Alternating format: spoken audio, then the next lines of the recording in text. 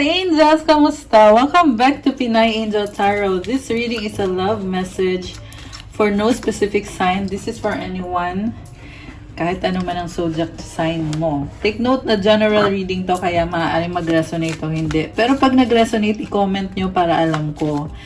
Exciting to, guys. Okay. So, ready ko muna yung mga cards nyo.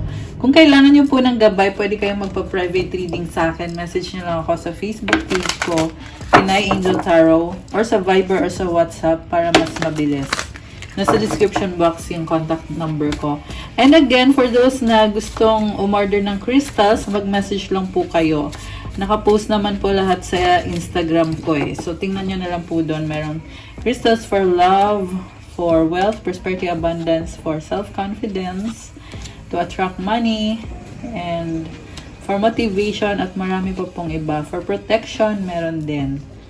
For good luck, syempre meron. And yung mga for the Chinese New Year, kasi magsa-start na ang Year of the Dragon this coming February 10. Okay.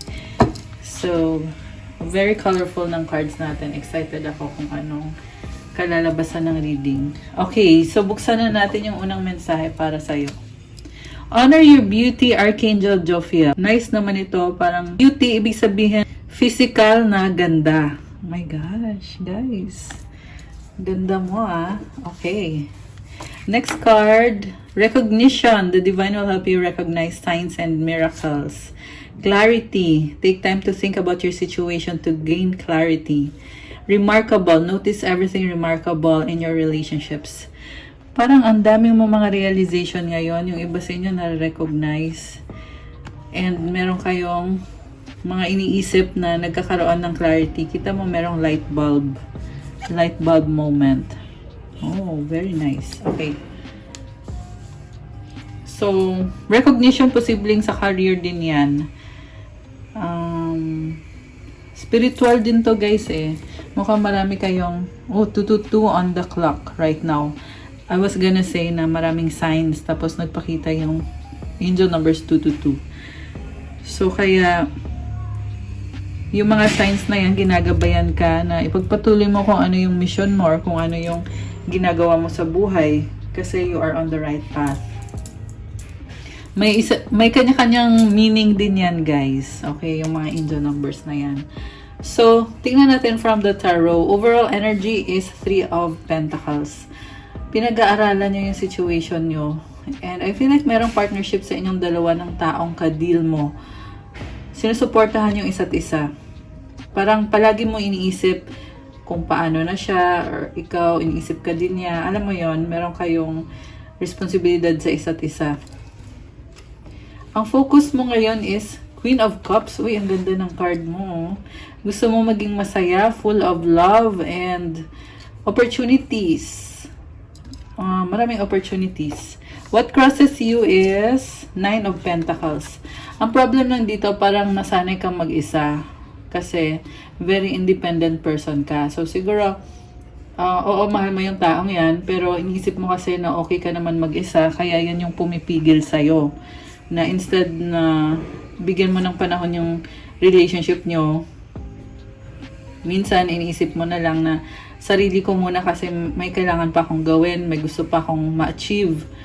And actually, nakukuha mo nga yung success, especially sa financial and sa stability mo ngayon. Okay? Nag-i-improve lalo kasi very practical ka. Kaya nakikita mo ngayon yung mga pinaghirapan mo, nagbubunga na talaga. Okay? What lies below is 10 of Cups, family. So, ito yung foundation mo talaga, kaya malakas ang loob mo, confident ka sa sarili mo, kasi may pamilya ka na nagmamahal sa'yo at inspiration mo. What lies above you is 8 of Cups. May sitwasyon na tinalikuran mo para gawin mo muna kung ano yung magpapasaya sa'yo. Parang feeling ko kinakalma mo yung sarili mo eh, kaya tumalikod ka sa sitwasyon na yan. Okay. Meron din dito lumabas na opportunity para sa'yo. Kaya, yan muna yung binibigyan mo ng pansin.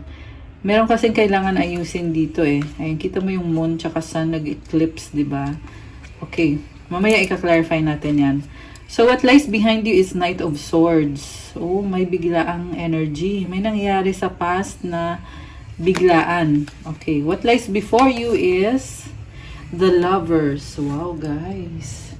Alam mo, sa totoo lang, kahit nakafocus ka sa sarili mo, babalikan mo yung taong yan. Kasi may pagmamahal dito eh. Possible soulmate mo yung taong yan. So, siguro ngayon, masabi ko lang, gawin mo lang kung anong kailangan mo gawin. Susuportahan kita dyan. More on self-love ka ngayon eh. Although nakita ko din naman na lumabas dito, mukhang iniisip ka din ng person mo. Okay. Supportive energy or yung tingin ng person mo sa'yo, parang tingin niya sa'yo, pinoproblema mo yung relationship nyo. Ayan, 5 of Swords. Nagkaroon kayo ng disagreement eh. So, siguro baka may nasabi ka sa kanya na parang, ayun, nagsastruggle ka. Hindi maalis sa isip mo. Yung person mo naman, oh, Judgment card. Parang andyan lang siya. Marami na din siyang pinagdaanan sa connection nyo. I feel like ready na siya to move forward to another chapter. Or baka may decision siyang kailangan gawin ngayon. Okay, ano kaya yung decision na yun? Posibleng decision para lumevel up kayo. Kasi, mag-partners kayong dalawa eh. So, baka decision para yun, para lumevel up or mag-propose ng engagement or ng commitment. Ayan, kung ano man yan, ka-clarify natin yan mamaya. Mutual energies, 9 of Wands. Alam mo, ang dami palang frustration dito sa relationship nyo or sa connection nyo. Parang, yung iba nga sa inyo, naka-block pala, no? Merong naka-block dito, guys. Kita mo yung Wands na yan, oh, nakatayo. So, kaya siguro, kailangan niya magdesisyon kung ibabalik ba yung communication sa inyong dalawa or yung connection ninyo. At ikaw naman, medyo pabaya ka ngayon sa love life. Although, oo, iniisip mo siya syempre, di ba? Pero alam mo na sa huli, siya pa rin naman yung pipiliin mo. Outcome is 7 of Pentacles. Alam mo, nakita ko dito, parang tinatry mo magdesisyon eh, kung magsistay ka pa ba dyan or maghahanap ka pa ba ng iba. Kasi binuhos mo na lahat ng effort mo dyan at unti-unti na din naman nag-improve yung connection nyo. Although hindi pa siya dumating sa point na masasabi mong meron na kayong talagang, alam mo yon, parang sa ngayon hindi mo pa masasabi na may stable na future sa inyo ng taong yan. On the process pa eh. Although yes, pinapangarap nyo yon, kaya nga nagbigay todo ka dito eh, sobrang effort ka dito eh, kasi gusto mo magtagal yan. So, i-clarify natin, oh my gosh, nag-slide yung the Moon card. Gusto mo mapag-isa talaga ngayon, inaalagaan mo yung emosyon mo. May eclipse ulit dito guys, oh. So, ang daming pinagdadaanan emotionally. I feel like naayos mo yung sarili mo. At the same time, may mga pangarap ka. May nakita kong darkness dito, pero may pag-asa naman kasi ang daming stars. So, ibig sabihin medyo sad ng konti, ano. Ayan. Pero, malakas naman yung confidence mo kasi Queen of Cups yung focus mo ngayon eh.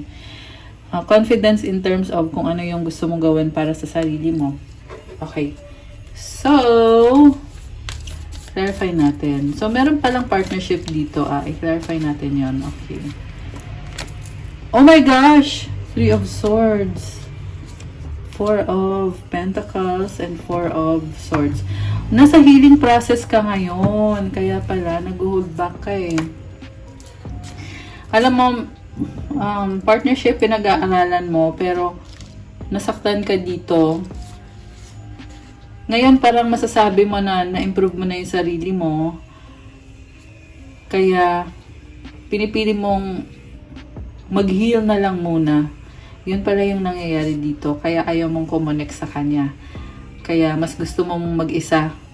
Kasi may nangyari pa dito eh na nasaktan ka dati. Although, nakita ko naman na umukay ka na actually. Nagkaroon ka na ng stability. Although, yung stability na yun, hindi yun biglaan. Inunti-unti mo talaga siya. On the process pa ngayon, pero mas okay ka na ngayon kaysa nung time na yun. Na kung kailan nangyari itong conflict or itong disagreement na to. And then, kita mo nakahiga siya, oh. Ito na nga yung sinasabi kong healing process.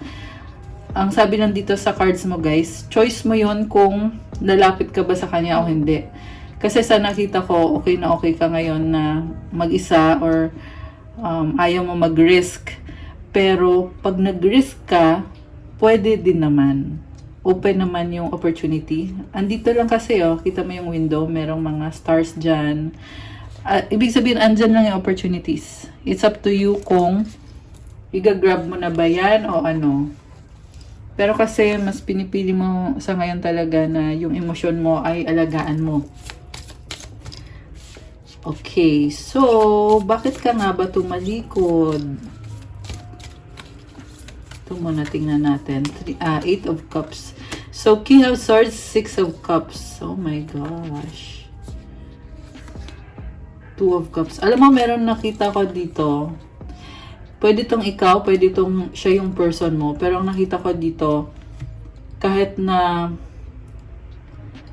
tumalikod ka, pero namimiss ka niya, tanggap ka niya. Oh my gosh, grabe naman to. 2 of Wands. Naghihintay tong taong to. So, I feel like this is your person. Kasi ikaw si Queen of Cups ka eh. So, ngayon lumabas itong si King of Swords. Matalino tong taong to. Ang mahalaga kasi sa kanya yung memories nyo, pinagsamahan nyo. Ayan, kita mo yung bata. Ayan, may in-offer na flowers, 'di ba? So, utak kasi yung ginagamit niya eh. So, alam niya na may pinagsamahan kayo. And ito sa dulo, this is acceptance. Accept ka niya kahit anuman yung mga nangyari dito. Grabe to guys. May nasense akong soulmate connection. Baka parang hindi nyo ma-explain kung bakit nyo nafe-feel yan. Pero kasi sa past life nyo connected na kayo sa taong yan eh. Parang feeling niya kilala ka na niya dati. Kaya kahit hindi man maganda yung nangyayari ngayon, kasi meron ng isang tumalikod dito eh. Yeah, I feel like ikaw yon. Although since general reading, yung iba sasabihin nyo na baliktad. So kung baliktad, di baliktarin nyo na lang po. Pero ako sasabihin ko na, yun, ikaw yun, sa nakikita ko dito. Okay. Anyway, so yung taong naiwan, naghihintay. Malaki yung mga pangarap niya. Marami pa siyang gustong ma-achieve dito. And, parang hindi pa huli ang lahat. Yan yung nakikita ko dito. Nag-observe at pinag-aaralan din niya yung sitwasyon. Parang 50-50 din siya. Marami din siyang responsibilidad sa buhay. Oh, di ba? Oh, Queen of Wands. The Hangman. Okay, balik natin yan. Gusto ko kasi i-clarify yung feelings ng person mo. Bakit Judgment card yung lumabas dito? King of Pentacles. Okay. 9 of Swords. 4 of Cups. 8 of Swords. Ace of Pentacles sa bottom of the deck. So, yung person mo, very practical person. Iniisip niya na naghihintay siya na mag-offer ka sa kanya ng something better. Sobra kanyang ino-overthink. As in, grabe siya mag-isip ngayon, guys. Kita mo yung mga cards niya, ang daming swords na energies. At may halong emosyon eh. Hindi siya masaya dito eh. Sa nakita ko kasi parang meron kayong disagreement talaga na hindi natapos. Kaya hindi rin maalis sa isip niya. So kung hindi na kayo nag-uusap, hanggang ngayon, inisip pa rin niya na hindi pa na-fix yung naging argument nyo. Kaya kung babalik siya sa'yo, ganun din. Kasi hindi pa nga tapos yung pinag-usapan nyo dati, tapos babalik na siya. Okay, at least yan yung nakita ko dito. Kasi I feel like meron kang in-offer sa kanya, pero deadma lang siya, hindi niya tinanggap. Eh hanggang sa ngayon, ito pa rin, iniisip pa rin niya yan. So yung person na to, very practical person, King of Pentacles yung card niya. And, kita mo ang daming mga gulay-gulay, mga fruits. There is abundance sa paligid niya. So posible na tingin niya kasi kaya niya sarili niya, hindi kanya kailangan. Alam mo yung feeling na ganun, na parang hindi na niya ini-enjoy yung life niya kasi feeling niya, ang dami niyang blessings sa buhay, dami niyang achievements, at talagang nakatutok siya talaga sa achievements niya. Kaya tuloy yung love life, Parang hindi na, alam mo yun, dahil nga sa sobrang focus, ganun kasi yung problema guys, pag yung mindset ng tao, sobrang nakafocus dun sa mga achievements niya, pati sa pera. Ang nangyayari, nakakalimutan na yung emosyon. 'Di ba? Yan yung nakita ko dito parang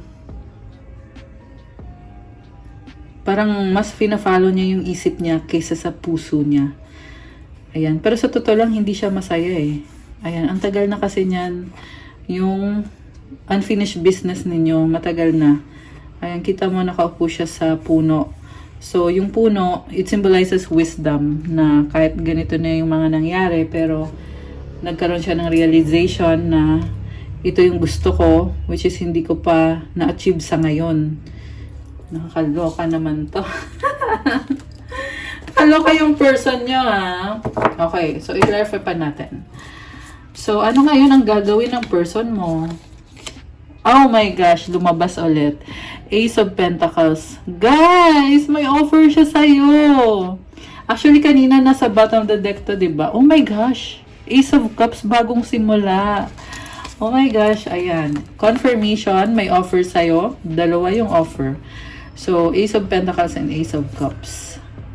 So, ang nakita ko dito, posibleng magkaroon ng communication ulit sa inyo. Ayan, communication. Star. So, hoping na magkaayos kayo, maging okay. Hoping na matapos na yan. Merong the world card. Merong magta-travel dito. Page of Swords. Talking. Alam mo, sa bagong simula, ang ganda ng cards. Pero may ibang mundo din siya, guys, Ayan, nakita ko din dito. Ito yung offer niya sa'yo. Ito naman, nakita ko dito, marami din siyang responsibilidad, busy. See, sabi ko na Ayan, Six of Pentacles. Posibleng breadwinner yan. Ayan, baka may mga anak or kamag-anak or magulang niya na tinutulungan o sinusuportahan niya. So, ayan, possible din naman na ikaw yan, na nagtatry siya na paano ko kaya maayos to kasi gusto kong magbigay kay person ko. Gusto kong mag-offer sa kanya. Ayan, pero ang nakita ko ibang story kasi yan. Ayan. Possible na ikaw din yan. So, ito namang offer na to. May lumabas na travel. And really hoping na maging maayos lahat. Matapos na yan. At may mga lessons learned kasi dito. At the same time, andun yung curiosity na ano na kaya ang nangyayari. In other words, talagang iniisip ka niya. So, ayan, very nice. I love it. I love it. Okay, so andito si Queen of Pentacles at si Emperor. Pero hindi ko muna bubuksan yan. Babalik natin yan. Kasi, ay, so nice. Okay, may bagong simula. So, ano susunod sa bagong simula? Two of Swords. Four of Wands. Oh my gosh, Justice. So, guys, sa bagong simula, Ten of Wands. Temperance. Alam mo sa nakikita ko, ang bigat ng pasa niya Kaya iniisip niya, may chance naman sa inyo, pero sana nga mag-workout kayo. Yan yung iniisip niya. Kasi may burden siya dito sa lumabas dito. Although lumabas din na iniisip niya yung commitment nyo, nagdadalang isip siya, pero ilalaban niya talaga yan. Yung iba sa inyo kasi kasal kayo, legal. Ayan, kasi may justice card Ayan, possible din naman na pinag-iisipan niya kung gagawin nyo na bang legal yung relationship nyo or kung magpapakasal ba kayo. So, parang nakita ko dito, gusto niya maging stable yung relasyon nyo para ma-achieve yung balance, para magbigay ng stability sa sitwasyon nyo. Pero nagdadalawang isip siya, nag-hold back siya kasi may mga problems din na iniisip niya. So, ibig sabihin, kino-consider pa lang niya yan. Iniisip pa lang niya. Okay? Kasi ang unang card dito, 50-50 Parang nagbukas yung isip niya. Ayan, kita mo dito, merong stars dito sa gitna. Ibig sabihin, binubuksan niya yung isip niya sa mga possibilities. Pero, syempre, hindi naman natin alam kung talaga mangyayari yan. Posible namang mangyari talaga yan. Yan lang yung iniisip niya ngayon. Kasi gusto niya maging masaya kayo, mag-celebrate kayo, magkaroon ng balance, stability, celebration. And magdala ng, ayun, balance nga. Kasi yan naman talagang gusto niya mangyari eh. Kita mo hawak niya yung sword. Okay. So, anong outcome dito? Oh my gosh. Nakakaloka ka.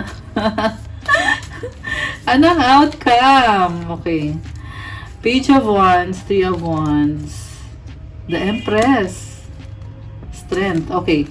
So, ang outcome dito, hinihintay kanya. Okay, meron naghihintay. Posible din naman ikaw to. Naghihintay pero hindi gumagalaw.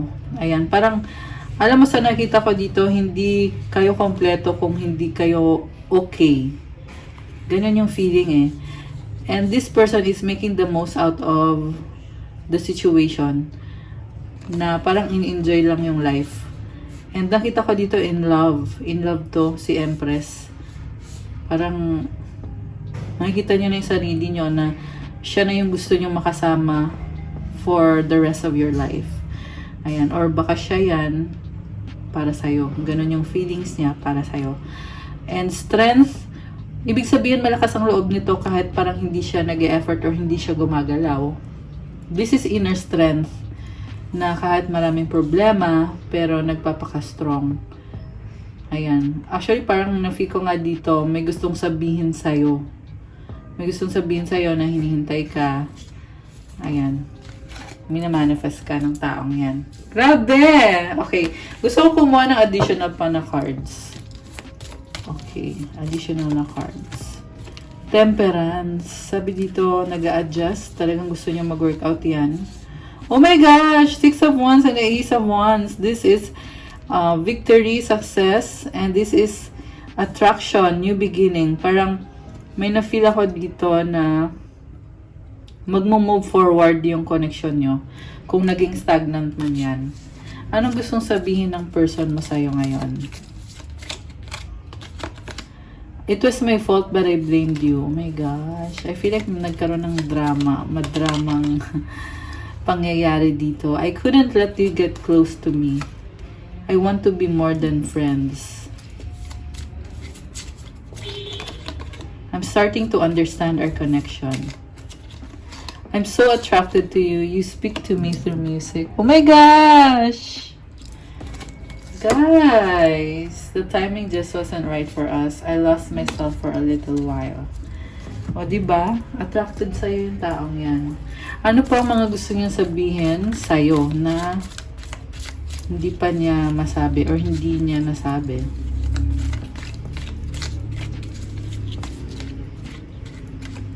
Oh my gosh! Ikaw pa rin! I still love you! Okay. Ano pa ang gustong sabihin ng person mo? Oops! Ikaw lang loyal! Girl! I love it! So, diba? Loyal! San ka pa? Ayan. Galaglagan. Takot! Diyos ko dahi. Kaya naman pala. 2, 3, 4, 5 on the clock. O, diba? May angel numbers. Nag-iisip. Sexy love. Oh my gosh. Attracted sa'yo tong taong to. O, diba? May pa-sexy love. Okay. Kuha pa ako ng more messages pa. Ano pa ba ang mensahe yung nafe-feel ng person mo? Mga narana. Oh my gosh! I miss you! Sweet! Okay. Ano pa ba? We have to unite. Ayan, guys. Ayan, guys. 26. Akala ko 26. Hindi pala. I need you to make the first move. Baka meron dyan 26 yung birthday nyo. Or 8. Ayan. So, I need you to make the first move. We need a fresh start. Oh my gosh, guys. Tapos may have to unite. I miss you. Grabe. I love it. Very synchronized messages. Anong advice para sa viewer natin?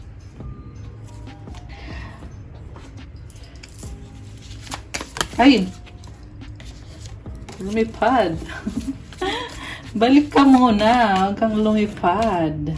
Okay. Ang advice para sa'yo is feelings, emotions want to be felt. You really can't surrender something until you deeply feel it. Allow me, dear divine, to offer all emotions to you, feeling them fully so they no longer hold me captive. Grabe yung emosyon mo dito. So, surrender mo daw yan kay God. I-offer mo daw surrender yan kay God para hindi ka na ma-overwhelm ng sobra-sobrang emosyon. Okay? Kasi pag na-clear mo yung emosyon na yan, mas nakakapag-isip ka ng maayos. 'Di ba? Medyo na-overwhelm ka kasi ng emosyon mo dito. Ayan. Okay guys, so sorry for you sa ating love message for today. Thank you so much for watching. I-like nyo na tong video na to. Comment kung nag-resonate ba or kung ilang percent nag-resonate.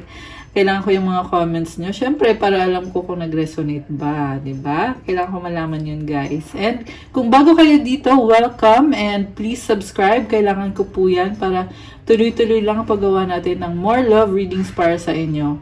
Also, kung kailangan nyo po ng gabay, kung nag-resonate kayo at kailangan nyo ng more information, pwede kayo magpa-private reading sa akin. May bayad yon kasi ikaw mismo yung i-reading ko. So, message lang kayo sa akin through Facebook. Ilalagay ko, nasa ilalim po yung link para sa Facebook page ko, Pinay Indo Tarot. And pwede rin sa Viber or sa WhatsApp para mas mabilis. Nasa description box po yung mga contact details. And, yung gusto ko lang sabihin guys na huwag kayong tumawag sa akin kasi hindi ko nasasagot kasi sobrang busy po talaga.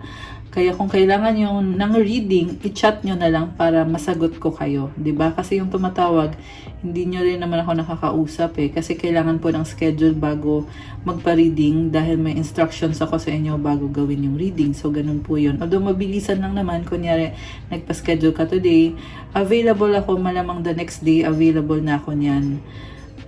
As long as nasettle nyo na yung payment nyo for the service, 'di ba? So, ganun po 'yon. Huwag na kayong tumawag kasi yung ring, yung phone ko panay ring, hindi ko naman din kayo makausap kasi nga super busy po. So, mas okay po talaga kung i-chat nyo na lang kasi 'yon, mas mabilis yung pag-uusap natin pag minessage nyo ko, 'di ba? Para alam ko na kagad kung anong kailangan nyo, masagot ko kayo kagad. Ayun, so ganun po yun. And for those naman na gustong magkaroon din ng crystals, tingnan nyo po sa Instagram ko. Marami po tayong mga crystals dyan. Meron to attract love, money, wealth, prosperity, abundance. Syempre, yung for the Year of the Dragon na crystals, kasi kailangan nyo po ng bagong crystals to give you a boost of energy and confidence. Kasi very fiery ngayon ng energy ng Year of the Dragon. So, yeah, February 10 po kasi yung Chinese New Year. Ayan, so dapat meron din kayo guys. And meron din tayo syempre yung pang communication, pang protection na bracelets, for motivation. Lahat po ng bracelets, yung mga crystals na galing sa akin, dumadaan sa ritual yan bago pinapadala sa inyo. You are assured of its quality and safety para gamitin ninyo. Syempre, nilalagyan ko yan ng prayer and specific intention para sa'yo lang. Kaya, pag umorder kayo, pwede nyo din sabihin sa akin kung para saan nyo yung gagamitin. Kunyari, gagamitin nyo yan para maka-attract ng sales or customers or kung ano man yung intention nyo. Basta good intentions lang po. Okay? So, message nyo na ako. Thank you so much. I'll see you sa next love reading. Have a good day po sa lahat and good night and God bless. I'll see you again soon. Bye!